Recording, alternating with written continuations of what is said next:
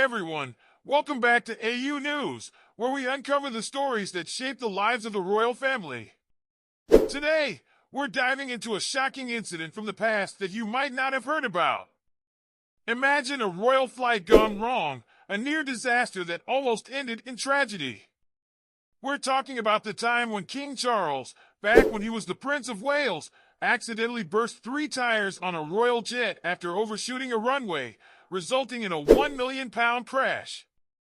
And if that wasn't enough, we'll also touch on how this incident led to a clash between Charles and his son, Prince William, over their love for flying. Stick around, because this is one royal story you won't want to miss. Let's take you back to June 1994.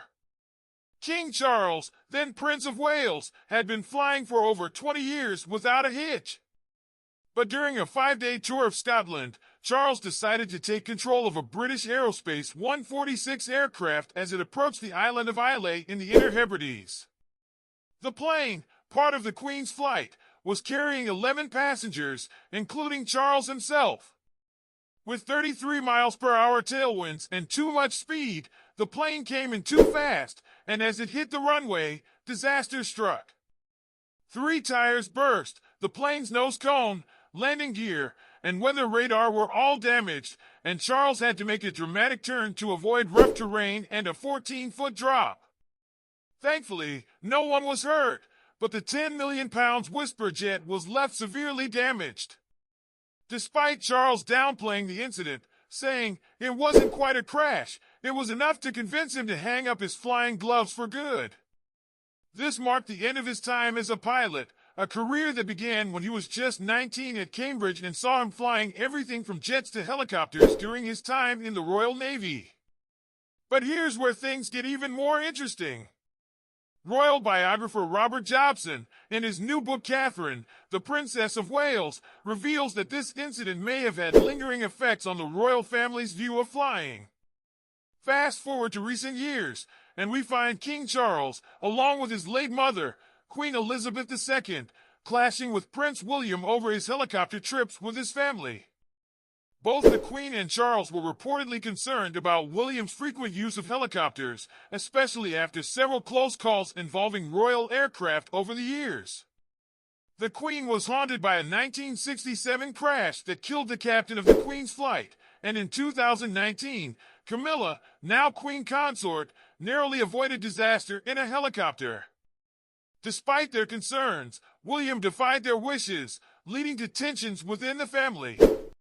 King Charles, perhaps reminded of his own near miss, even insisted that William sign a formal document taking full responsibility for his actions.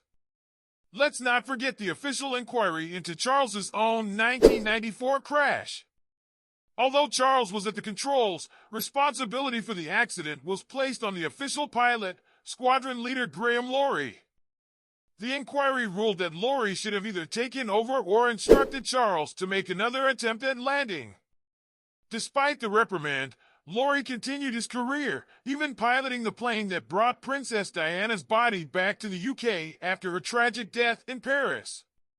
It's fascinating to see how one incident can ripple through time, affecting decisions and relationships years later. The King's decision to stop flying was reportedly his own, without pressure from the Queen or the RAF. However, the echoes of that fateful day in 1994 are still felt within the royal family today. So, what do you think? Should Prince William have listened to his grandmother and father about the risks of flying?